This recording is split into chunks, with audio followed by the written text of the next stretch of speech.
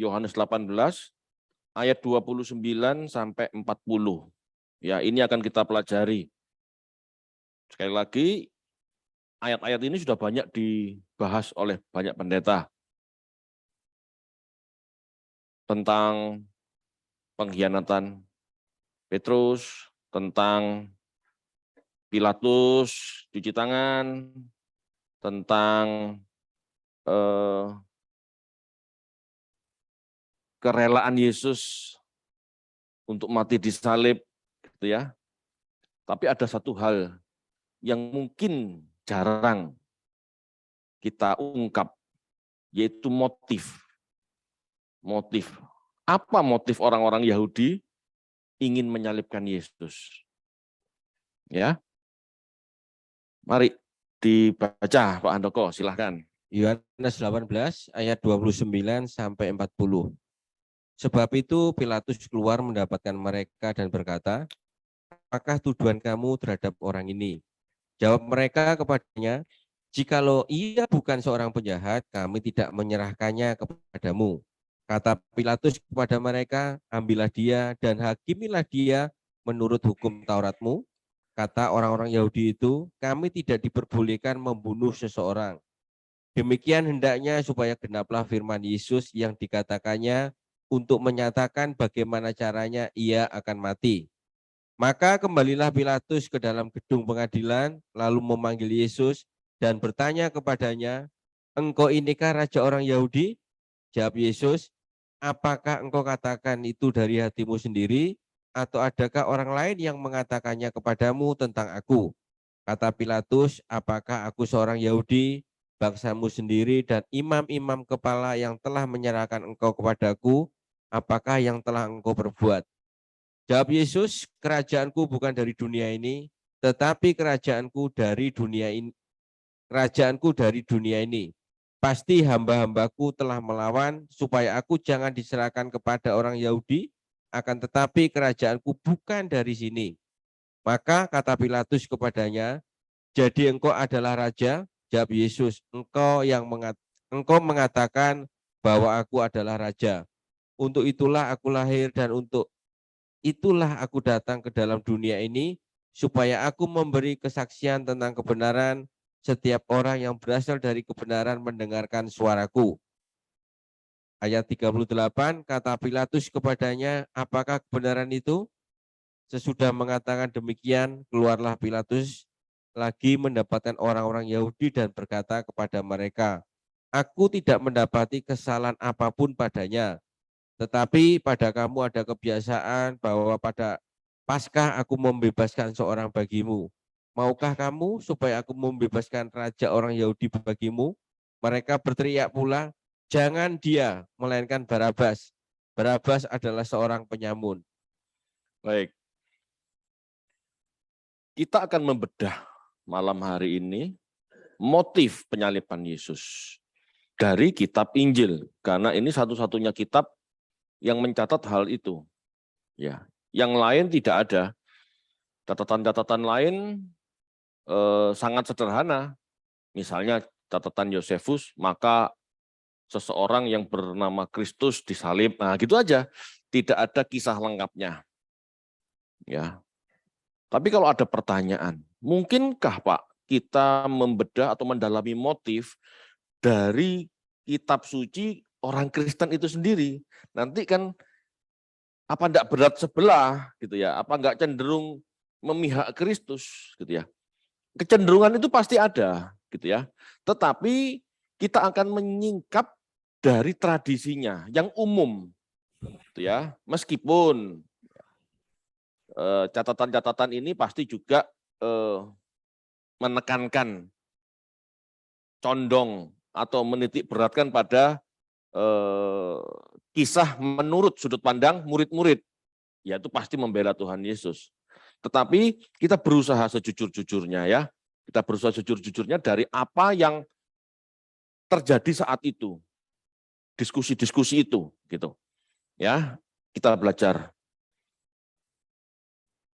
Sulit, memang sulit, tetapi tidak lebih sulit daripada membedah ya hati masing-masing manusia untuk melihat motifnya sendiri.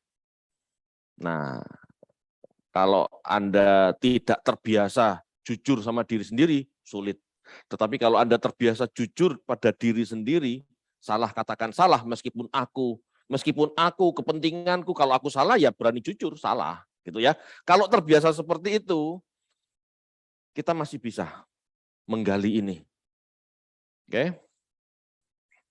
Saat Yesus di hadapan Pilatus sebagai prefek atau wakil pemerintah Roma atau gubernur untuk Yudea, ya, bertanya kepada tokoh-tokoh Yahudi, apa tuduhanmu kepada orang ini? Tuduhan orang-orang Yahudi, gitu ya, tokoh-tokoh Yahudi tepatnya, imam-imam dan ahli-ahli Taurat, orang Farisi gitu ya. Apa tuduhannya? Awalnya mereka menuduh dengan jawaban normatif, ya. Jikalau ia bukan penjahat, kami tidak menyerahkannya kepadamu. Jadi tuduhannya penjahat. Penjahat dalam bahasa aslinya itu kakopoios. Ingat kakos ya, kakopoios gitu ya. Ini adalah lawan kata dari kalos dan agatos. Baik, indah gitu. Tampak baik, tampak indah. Jadi penjahat di sini maksudnya kamu dilihat masyarakat enggak baik, kamu dilihat masyarakat enggak indah. Hidup keagamawianmu tuh, di kayu sunimu tuh jelek. Istilahnya gitu. Jadi kata kakopoios itu berarti melawan norma-norma, tidak bermoral, tidak baik. Tapi tidak jelas norma apa yang dilanggar Yesus. Saya percaya persidangan hari itu tidak sesingkat apa yang kita baca sore ini. Betul? Pasti tanya jawabnya lebih dalam gitu loh ya. Tetapi tidak ada pelanggaran agama yang dilakukan oleh Tuhan Yesus. Oleh sebab itu Pilatus menyerahkan kembali Yesus ya kepada tokoh-tokoh Yahudi. Tak serahkan kembali. Kenapa? Pilatus tidak menemukan kesalahannya. Satu, ya tidak menemukan kesalahannya secara agama, secara moral tidak ada. Yang kedua, pemerintah Roma tidak ngurusi urusan norma. Pemerintah Roma itu ya, pemerintah Romawi itu ngurusi pajak, keamanan wilayah, perpolitikan, itu yang diurusi. Enggak ngurusi urusan kemasyarakatan sosial di mana orang Yahudi penuh dengan tata cara agama, itu bukan, itu urusan Sanhedrin. Urusan mereka sendiri sebetulnya. Jadi bagi Pilatus gitu ya, aku tidak menemukan salahnya dalam sudut pandang pemerintah Roma. Ya. Kalau urusan agama itu kan urusanmu. Dalam urusanku, aku tidak melihat kesalahan, gitu loh. Tetapi dasar orang sudah berniat membunuh, gitu ya. Ada saja cara untuk menyingkirkan Yesus. Ya, pada saat Pilatus mengembalikan Yesus ke orang-orang Yahudi, jawaban tokoh-tokoh Yahudi ini sangat mengejutkan. Mereka menjawab, kami tidak diperbolehkan membunuh. Tidak boleh. Menurut mereka seperti itu. Padahal aneh. Kami tidak diperbolehkan membunuh. Nah, ini beberapa tafsiran tetap tidak masuk akal. Tetapi ada yang masuk akal, ada. Tapi apa ya? Miris gitu loh istilahnya ya. Di dalam Torah, jika seseorang ketahuan berzina, pasti dihukum mati. Kita baca yuk, Imamat 20 ayat 10.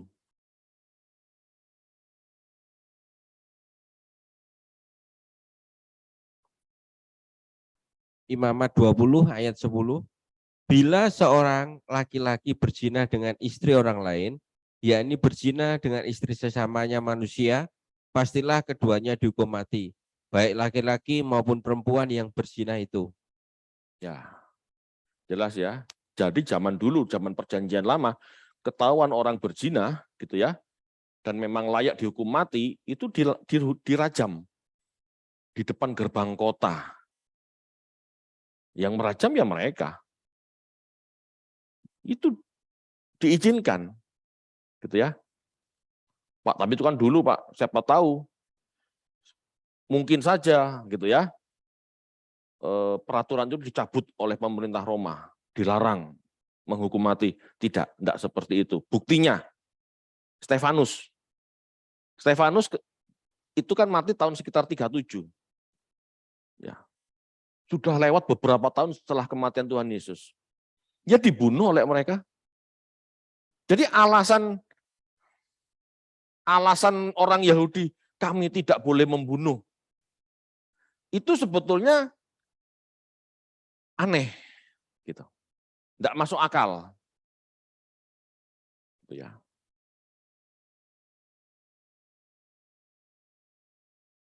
Jadi dalam kasus Tuhan Yesus ini harus dipahami alasan orang Yahudi berkata kami tidak diperbolehkan membunuh. Yang pertama, kemungkinannya tidak ada dasar kuat menuduh Yesus sebagai penjahat atau pelaku amoral. Yesus bukan pezina, jadi tidak layak dihukum mati. Dan tidak ada dalam hukum Taurat yang bisa menjeratnya dengan hukuman mati. Tapi dari jawaban itu, kami tidak diizinkan membunuh. Maksudnya apa? Ya kamu saja yang bunuh, gitu loh maksudnya.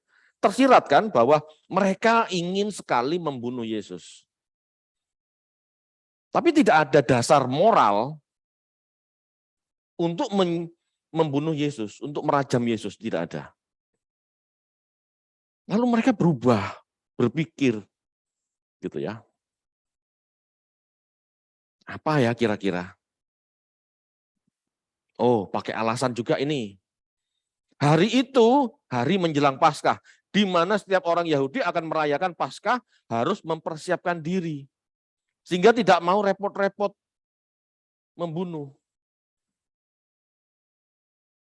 Kita baca ya, Imamat 23 ayat 7.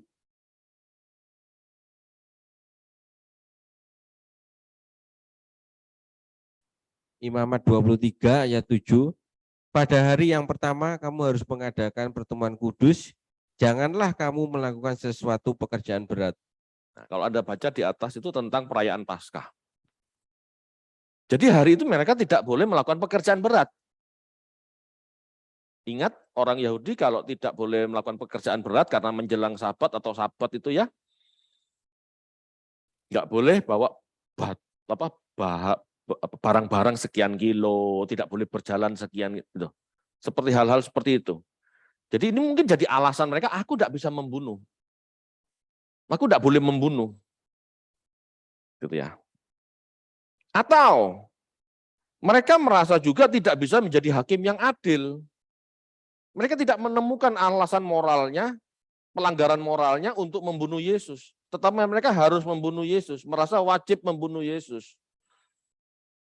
Mereka cari alasan, tetapi bagaimana caranya untuk tetap dibunuh?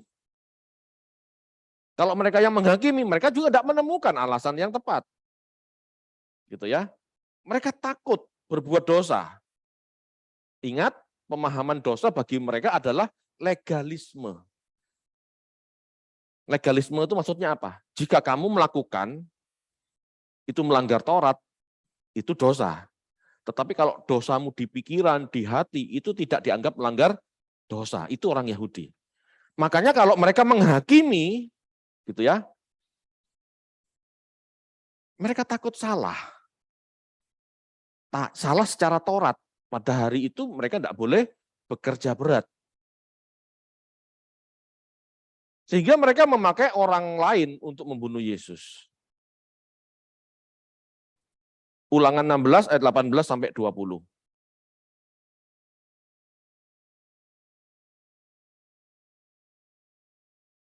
Ulangan 16 ayat 18 sampai 20. Hakim-hakim dan petugas-petugas haruslah kau angkat di segala tempat yang diberikan Tuhan Allahmu kepadamu menurut suku-sukumu Mereka harus menghakimi bangsa itu dengan pengadilan yang adil. Janganlah memutarbalikkan keadilan, janganlah memandang bulu, dan janganlah menerima suap, sebab suap membuat buta mata orang-orang bijaksana dan memutarbalikkan perkataan orang-orang yang benar. Semata-mata keadilan itulah yang harus kau kejar, supaya engkau hidup dan memiliki negeri yang diberikan kepadamu oleh Tuhan Allahmu. Orang Yahudi harus menghakimi dengan adil. Terbukti baru boleh menghukum. Tidak terbukti tidak boleh menghukum. Itu warisan Yahudi. Tetapi motifnya mereka tidak mau tahu. Biarin sajalah Pilatus yang menghukum. Benar atau salah, dosa atau tidak itu urusannya Pilatus. Yang penting orang ini harus dibunuh. Bagi mereka motif ini tidak mereka perkarakan. Ya. Bagi mereka peluang untuk membunuh Yesus bisa terwujud melalui pemerintah Roma dengan tuduhan politik melakukan pemberontakan. Ya, itu sebabnya Pilatus bertanya, apakah Yesus raja orang Yahudi? Pilatus ngomong, bangsamu sendiri loh yang ngomong kamu raja orang Yahudi. Jadi dari tuduhan agama, tuduhan moral yang tidak terbukti, mereka berubah ke tuduhan politik. Sing penting mati, piye carane? Pasal ini tidak kena, pasal ini. Dan Pilatus saja yang melakukan, jangan kita. Kita nggak bisa menghakimi dengan adil karena tidak ada buktinya.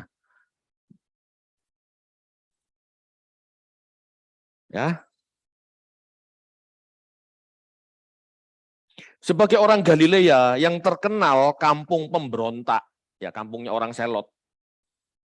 Hal itu memungkinkan dituduhkan pada Yesus sebagai bagian dari kelompok Selot atau orang Galilea. Gitu loh. Yesus menolak tuduhan itu. Yesus berkata kepada Pilatus, kerajaanku bukan dari dunia ini. Dia mengatakan, dia raja kebenaran yang diutus datang ke dunia. Jawaban ini membuat Pilatus menilai tidak ada kesalahan pada Yesus. Lah dia ngaku raja langit kok. Bukan raja dunia. Mungkin Pilatus ini juga mikir, raja langit itu piye maksudnya ya, gitu ya. Mungkin Pilatus menilai tidak ada kesalahan pada Yesus. Meskipun belum tentu Pilatus dalam arti percaya. Kan bingung orang, raja langit itu apa? Raja kerajaan sorga, raja kerajaan langit. Gendeng gitu loh mungkin. Kan gitu, gila mungkin. Bagi Pilatus, tidak ada bukti kesalahan juga secara politik. Dia ngaku kerajaan langit. Kan Pilatus bingung, aku mau perang lawan siapa kalau kerajaannya dia dari langit gitu loh. Kalau dia ngomong aku raja orang Persia, ya aku perang lawan Persia, aku raja orang Galilea. Wah itu, Yesus tidak ngomong itu. Yesus juga tidak ngomong aku raja orang Yahudi, tidak loh.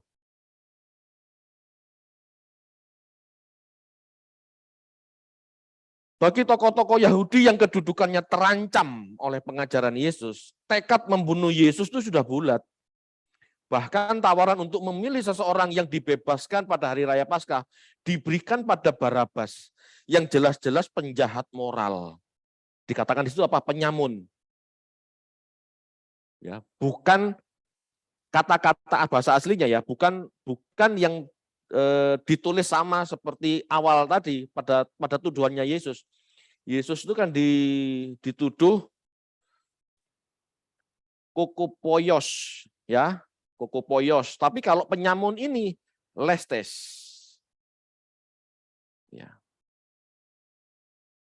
lestes, robber, thief, ya, perampok atau pencuri itu jelas. Tapi Yesus bukan perampok, pencuri. Ya, jadi bahasanya beda. Orang Yahudi, tokoh-tokoh Yahudi lebih memilih Barabas lepas. Jelas-jelas perampok lepas. Sedangkan Yesus dianggap orang tak bermoral, tapi tidak ketemu tuduhan amoralnya. Nah, ini loh. Jadi orang Yahudi lebih memilih penjahat daripada orang benar. Kenapa sebegitunya? Kenapa sebegitunya? Kalau merampok ya, itu merampok orang-orang yang ada di pasar, yang ada di jalan. Belum tentu berani merampok orang Saduki. Belum tentu berani merampok orang Farisi. Ya, belum tentu. Tetapi kalau Yesus, nah ini yang harus begitu. Tokoh-tokoh Yahudi jelas memilih mengamankan sumber keuangannya. Mereka tidak merasa dirugikan sama Barabas. Karena Barabas merampok mungkin di tengah jalan di luar Yerusalem. Karena di dalam Yerusalem aman. Tentara Roma berjaga-jaga. Orang Farisi, para imam sendiri di Bait Allah punya tentara sendiri, punya penjaga sendiri. Enggak mungkin Barabas merampok mereka. Tetapi untuk Yesus, orang Saduki, orang Farisi tidak aman. Bagi orang Saduki, orang Farisi, ajaran Yesus itu apa? Ancaman. Tokoh-tokoh Yahudi jelas memilih mengamankan sumber keuangannya. Pengaruhnya tidak terganggu. Ya, pengaruhnya tidak terganggu daripada berbuat adil dan benar.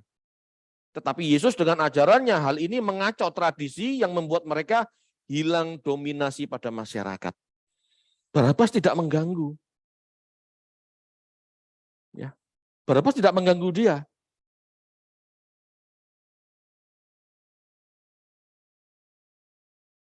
Mereka, orang Farisi dan Saduki, tidak ingin terganggu. Apa?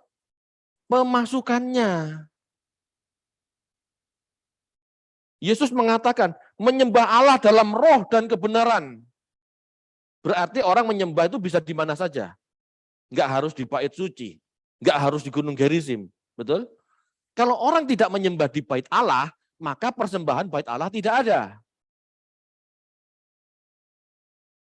Itu mempengaruhi kolekte orang Saduki.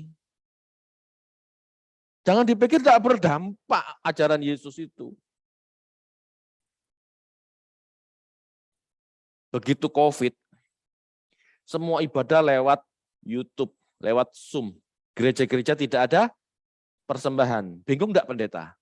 Bingung. Piye carane?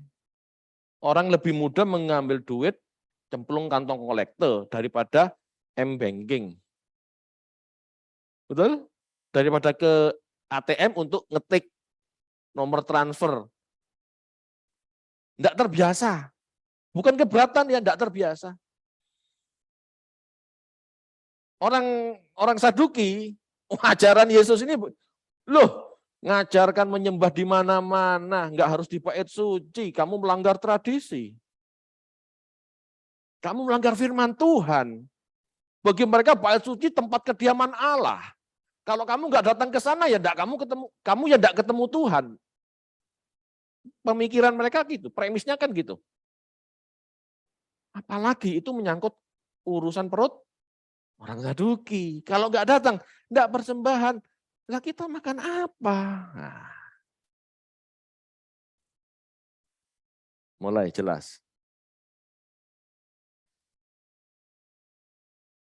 Yesus berkata, waspadalah terhadap ragi orang Farisi. Orang Farisi itu bisnismen. Tetapi yang hidup pelayanan. Jadi uang mereka tidak tergantung uang persembahan bait suci. Tetapi mereka butuh pengakuan. Pada saat Yesus ngomong, waspadalah terhadap ragi orang Farisi.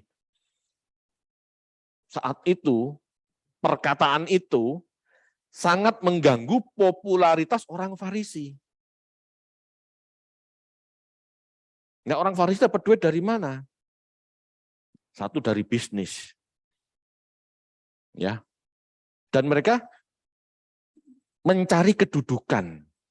Tidak mencari duit karena mereka makan dari bisnis. Mereka mencari kedudukan, terpandang di masyarakat. Kan begitu dikatakan dalam kitab suci. Mereka banyak-banyakan pengikut. Itu. Ini mengganggu popularitasku. Kok ngomong seperti itu? Ya. Memang dalam kisah ini kalau mau jujur ya, yang paling ngotot menyalibkan Yesus itu para imam. Orang Farisi tidak.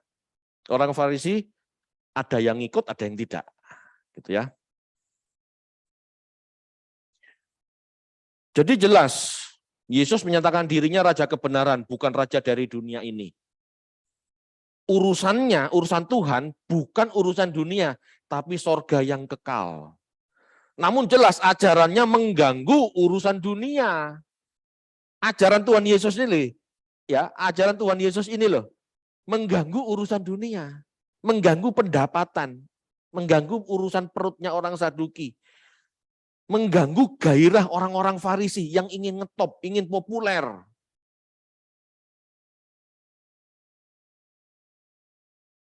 Orang Farisi semakin kokoh, semakin banyak pengikutnya, semakin kokoh ajarannya. Semakin banyak pengikutnya, dia semakin terpandang. Ini loh, firman Tuhan mengganggu. Ya, firman Tuhan itu mengganggu periuk orang-orang agamawi. Mengganggu kepopuleran tokoh-tokoh agamawi.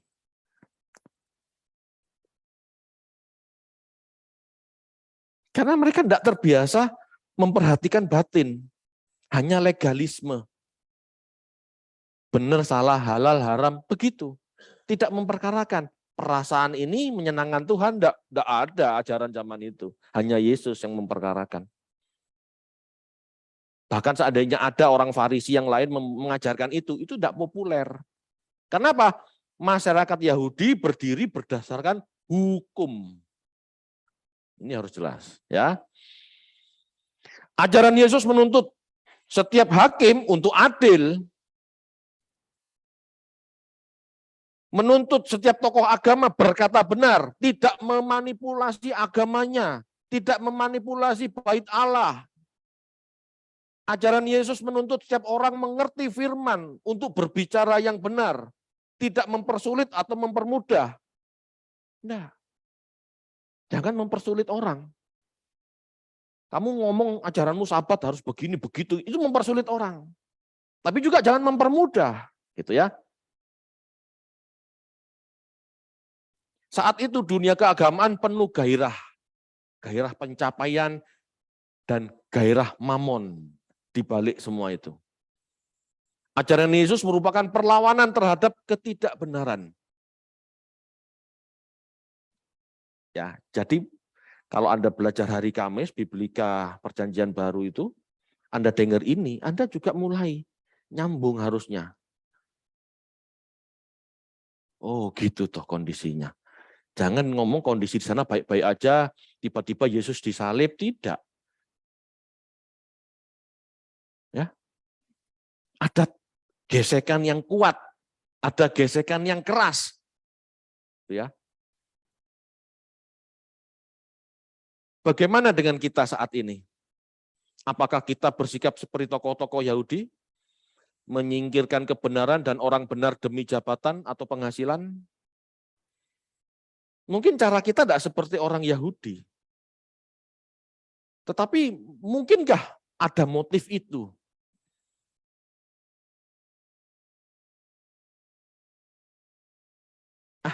Aku menyingkirkan khotbah ini ya, pura-pura nggak denger aja. Supaya aku tetap bisa lancar. Hidup dalam suap menyuap, hidup dalam dosa. Itu kan menyingkirkan firman yang benar dari hidup kita. Mungkin kita tidak membunuh Tuhan, tetapi kita membunuh firman-Nya. Ada enggak? Khotbah ini keras. Lebih baik tidak dengar. Ada enggak kayak gitu? Jelas Yesus mati, dihukum, disalib dengan tuduhan raja orang Yahudi. Jelas itu, bukan agama ya. Jelas Yesus dihukum mati dengan tuduhan raja orang Yahudi. Sebuah gelar yang tidak pernah diinginkannya. Betul. Yesus itu raja, Pak. Tidak pernah kepingin jadi raja. Dia itu raja-raja di langit, raja di sorga, raja semesta alam. Tidak pernah kepingin jadi raja Israel. Yohanes 6 ayat 15. Mungkin ini tadi tidak saya sampaikan ya ke multimedia. Cuman mungkin bisa dibaca aja langsung sama Pak Handoko. Yohanes 6 ayat 15.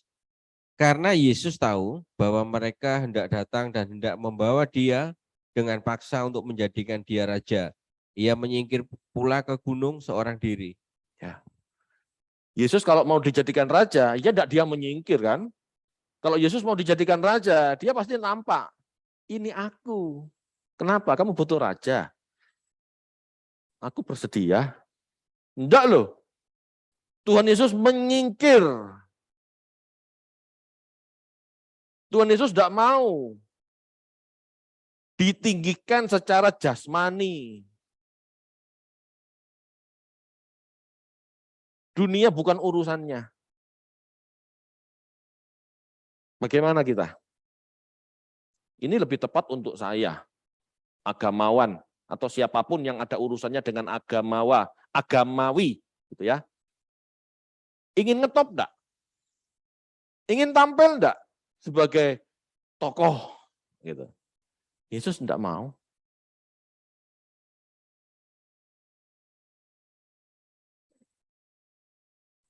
Yesus enggak mau. Apa yang saya pahami itu berusaha saya lakukan. Makanya kalau saya istilahnya, saya tahu istilahnya penginjilan tuh harus gitu ya. Tapi saya hati ini berusaha benar. Jangan sampai terjebak dalam mengejar kepopuleran. Katanya harus meneladani Yesus. Yesus mana yang saya teladani kalau saya ingin populer? Ya, kadang-kadang ini enggak muncul di pikiran pendeta. Seperti Yesus. Oh, enggak berzina, ya gitu tok pikirannya. Oh, enggak cabul, gitu tok. Kepingin populer, tetap.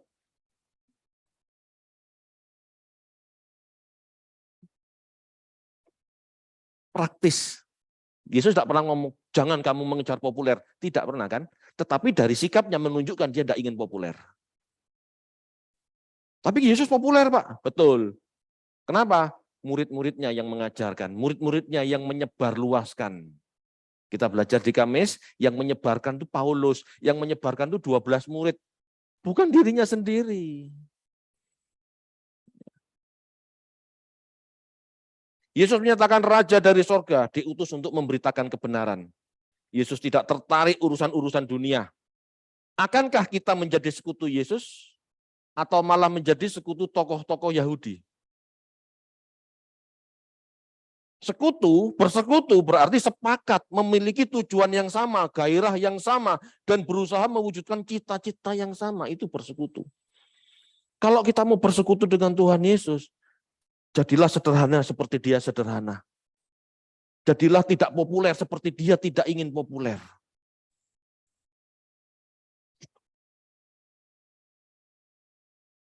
Kalau kepingin populer, nggak beda sama Farisi. Kalau ingin mengejar harta, ya nggak beda sama Saduki. Itu bersekutu dengan golongan-golongan itu.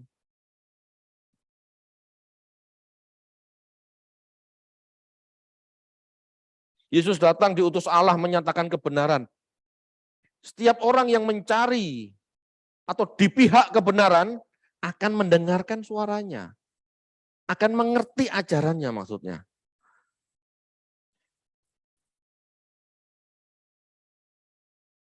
Ini bicara pilihan. Di relung hati kita tahu kita tuh berpihak pada siapa. Tapi kadang-kadang dablek. Atau kalau mau dirohanikan, Ayatnya kan nggak ada, berarti nggak apa-apa. Nah itu. Ayatnya dilarang populer nggak ada. Tapi Yesus dari tindakannya kelihatan tidak mau populer. Ayatnya mana Pak dilarang populer? Kan kita harus terkenal supaya orang mendengar penginjilan kita. Jadi alasan malah untuk populer. Enggak seperti itu Bapak Ibu. Ajarkan saja. Tetapi berusahalah jangan populer. Jangan mencuri kemuliaan Tuhan. Jangan merasa someone, kata Pak Eras begitu.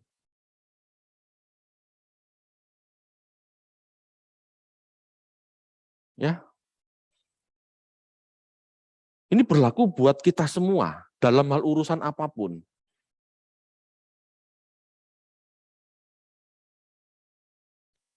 Di dalam relung hati kita tahu berpihak pada kebenaran atau ketidakbenaran. Kita tahu kok. Tapi kadang-kadang kita ndablek atau merasa ayatnya ndak ada. Aman berarti. Nah ini loh, masalahnya orang Kristen ayatiyah ini begini. Ayatnya ndak ada, aman. Padahal jelas gitu ya. Contoh-contohnya jelas.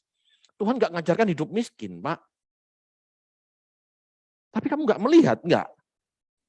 Yesus lahir sampai mati.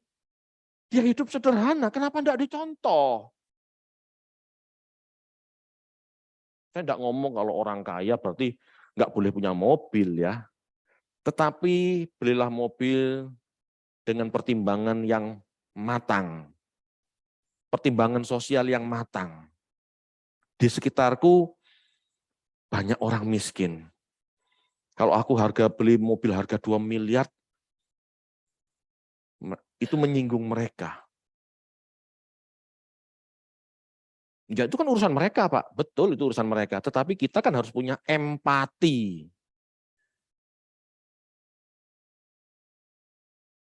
Belilah mobil yang di bawah 1 miliar, masih boleh kan?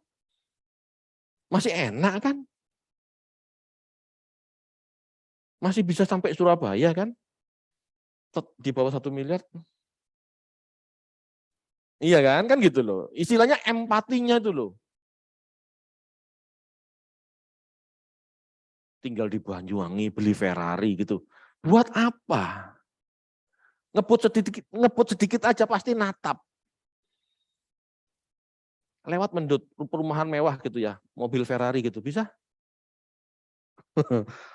Baru jalan, gerak, kena polisi tidur, betul? Milikilah empati, masih banyak orang susah.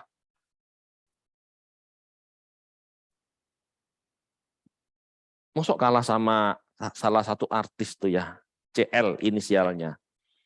Saya bisa beli tas harga 30 juta. Tapi bagaimana perasaan saya saat pakai tas itu dan melihat banyak orang miskin kelaparan? Mantap.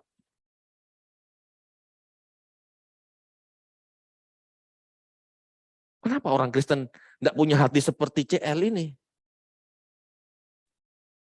Kok dia kelihatannya lebih Kristen? Orang Kristen malah pamer. Aku diberkati. Seumurku diberkati. Lalu lanjut lagunya apa?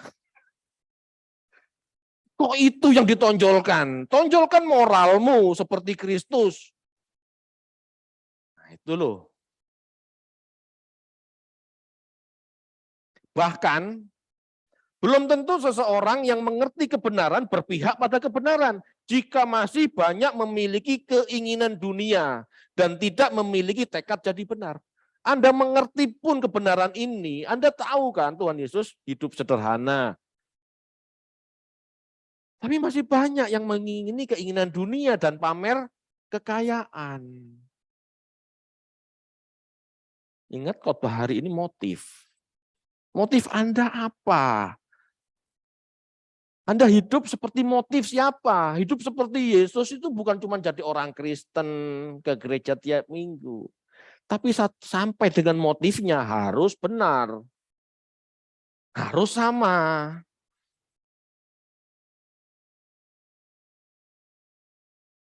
Orang Saduki, orang Farisi gitu ya, itu mereka tuh berdua tuh selalu debat. Ya kita kembali ke orang Farisi dan Saduki. Itu selalu debat. Betul? Anda sering dengar. Orang Saduki tidak percaya kebangkitan, orang Farisi percaya, gitu ya. Mereka debat. Tapi mereka tidak saling bunuh. Kenapa Yesus dibunuh? Karena ajaran orang Saduki dan Farisi tidak saling menjegal. Hanya berbeda premis. Aman buat kantong mereka, aman buat jabatan mereka. Dan mereka sudah terbiasa berdebat. Orang Yahudi itu biasa berdebat, ya. Di sinagog-sinagog, di Yesiva, khususnya di Yesiva ya. Yesiva itu sekolah Alkitab mereka. Itu debat terus kerjanya. Makanya mereka pinter, karena debat terus.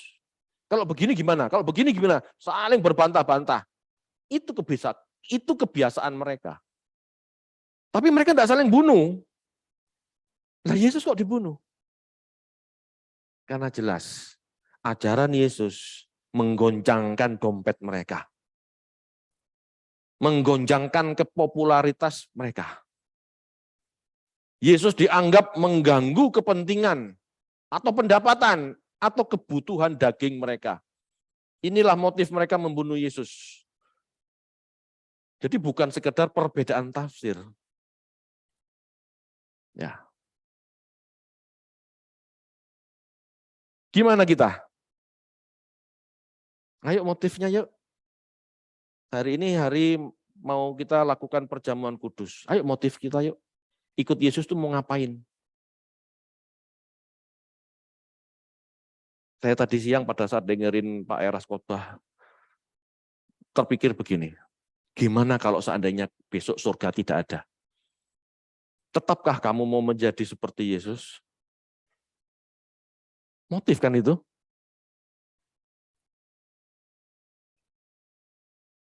Itu, aduh, terus langsung.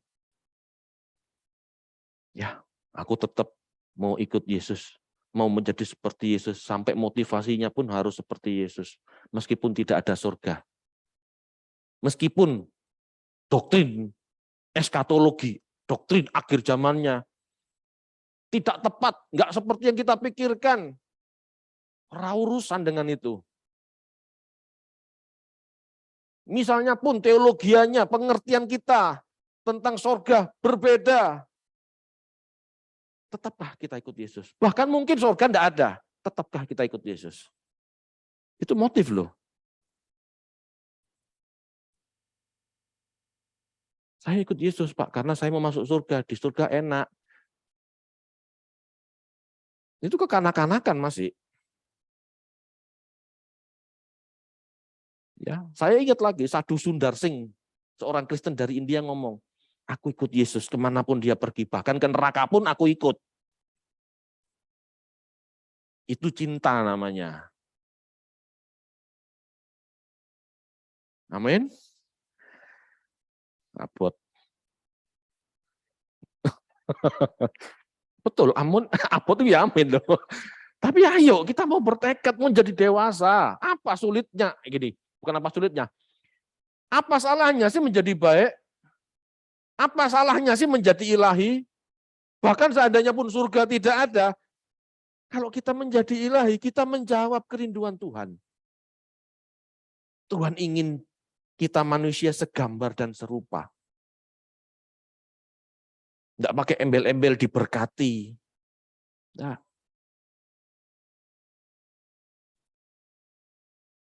Motif terbentuk oleh gairah.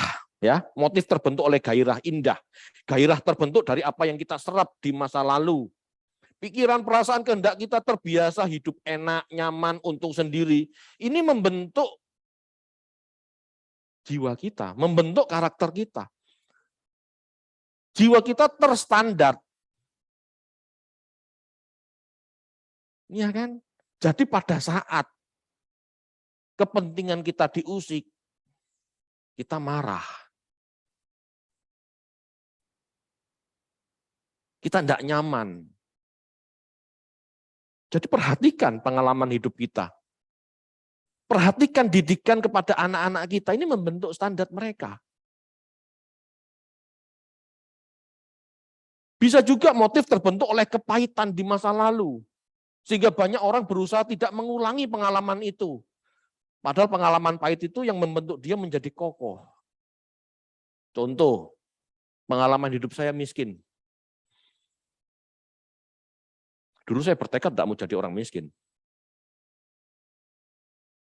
Tetapi pada saat seseorang itu sudah kaya, mendidik anaknya gimana? Aku enggak kepingin anakku seperti dulu hidup menderita. Betul? Langsung anak-anak dimanjakan. Akhirnya jadi salah. Karena kepahitannya di masa lalu hidup miskin sama orang tua. Ini mempengaruhi loh, masa lalu itu mempengaruhi, bukan cuma didikan. Kebiasaan hidup dimanja pada suatu titik gitu ya. Anak ini tidak bisa berkembang kan? Anda sedang meracuni anak Anda.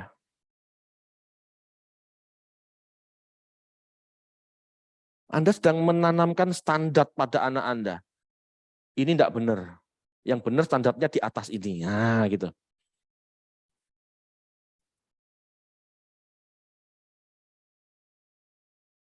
Ya. Cara berpikir yang salah membuat merespon salah. Itu sebabnya pendidikan dan pengalaman hidup itu menjadi penting. Pengalaman yang Anda hidupi harus dipahami dengan benar. Ini baru memunculkan premis yang benar, baru memunculkan sudut pandang yang benar. Sama, pengalaman manis, pengalaman pahit itu bisa saja membentuk karakter yang salah. Sama-sama bisa, tergantung sudut pandangnya. Pengalaman manis, pengalaman pahit dalam hidup di masa lalu itu memunculkan pertimbangan yang salah jika kita tidak belajar firman. Bagaimana menyikapi manisnya hidup dan pahitnya hidup. Makanya pentingnya pendidikan itu. Bukan hanya pengalaman, ada pendidikan, ada masukan dari firman Tuhan.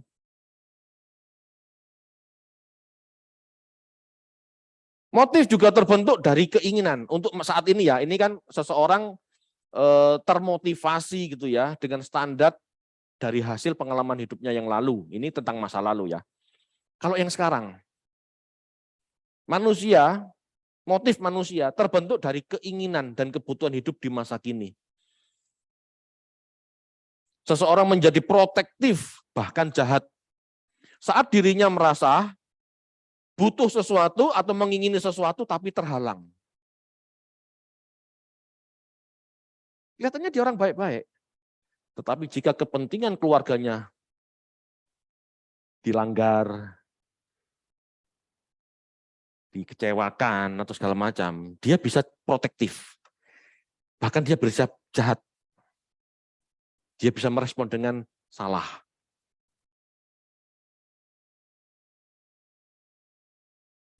Sehingga bertekad menyingkirkan pesaing-pesaingnya. Ini wilayahku, ini bagianku. Kalau ini disentuh, aku tidak terima. Karena kalau ini disentuh, anakku tidak makan. Keluargaku tidak hidup. Keluargaku turun standar hidupnya.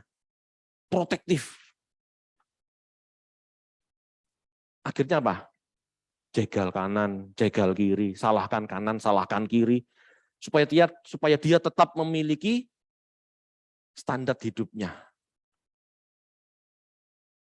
Dan itu yang terjadi di dunia ini sekarang kan. Apalagi di di lembaga-lembaga kepejabatan. Itu jabatan-jabatan kan jangan pikir baik-baik saja. Yang menginginkan jabatan itu kan banyak. Sikut-sikutan, geser-geseran, akhirnya jahat. Padahal dia dididik hidup benar.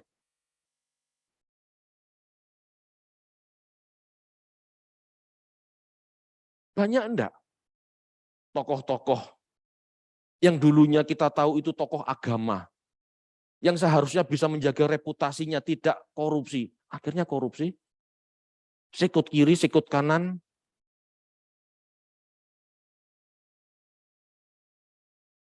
Jangan dipikir itu tidak menyingkirkan Tuhan.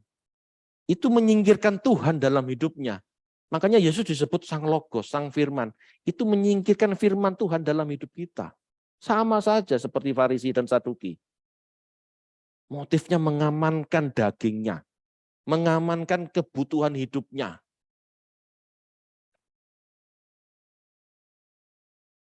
Itu sebabnya setiap orang harus berjuang untuk mengosongkan diri dari segala keinginan, bahkan kebutuhan. Bahkan kebutuhan. Bukan tidak boleh punya kebutuhan ya, namun setiap orang harus bisa memilah. Kalau keinginan jelas, kita sudah paham ya, keinginan itu bukan sesuatu yang dibutuhkan, harus kita singkirkan. Kita hidup hanya berdasarkan kebutuhan. Betul? Tidak juga. Bahkan kebutuhan pun harus kita pertimbangkan. Pak, saya butuh ini, saya harus melakukan ini. Tidak juga. Setiap orang harus bisa memilah kebutuhan apa yang penting dan mendesak. Sehingga nggak merasa selalu harus. Tunda yang tidak mendesak, singkirkan yang tidak penting. Anda harus belajar itu. Tunda kebutuhan yang tidak mendesak dan singkirkan kebutuhan yang tidak penting. Semakin mengerucut lagi. Dan nanti Anda tahu hasilnya. Firman Tuhan mengatakan, yang penting ada makanan dan pakaian cukup. Akhirnya begitu. Yang penting aku berkenan di hadapan Allah. Cukup, itu yang penting. Yang lain-lain tidak penting akhirnya. Oke, bisa mengerti?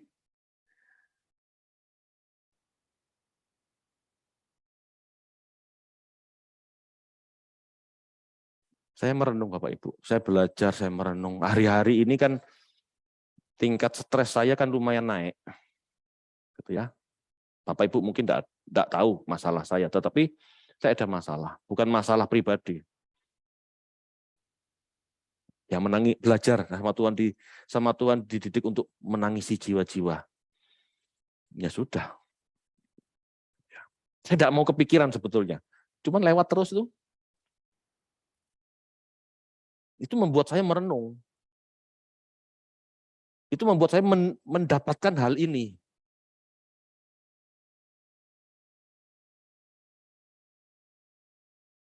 Jadi jangan sepelekan masalah. Masalah yang mungkin muncul di hadapan Anda ya, itu dari Tuhan. Supaya Anda mau merenung. Supaya Anda tahu motifnya apa. Motifku daging atau motifku Tuhan. Kalau tidak ada masalah, baik-baik saja, nggak mikir. Ya betul kata Pak Eras, kalau cuma eksegesis gampang. Ada kamus, ada latar belakang sejarah, ada apa, tinggal baca, tinggal pikir, jadi. Tapi kalau belajar mengorek hati, mengorek batin, bongkar-bongkar gudang, adakah bangkai dalam hati kita, itu tidak gampang. Ayo bongkar. Amin Bapak Ibu. Praktek itu praktek ini maksudnya. Ayo lakukan. Supaya kita bertambah dewasa. Supaya kita bertambah kokoh dalam Tuhan. Dan hidup seperti Kristus. Hidup seperti Kristus itu ya, kalau dibedah, itu sama kok. Dikupas kulitnya, ya. Lalu ada buahnya, lalu ada bijinya. Atau tepatnya seperti kulit bawang. Dikupas ada lagi, dikupas ada lagi, dikupas ada lagi. Dalam. Ayo kita lakukan itu.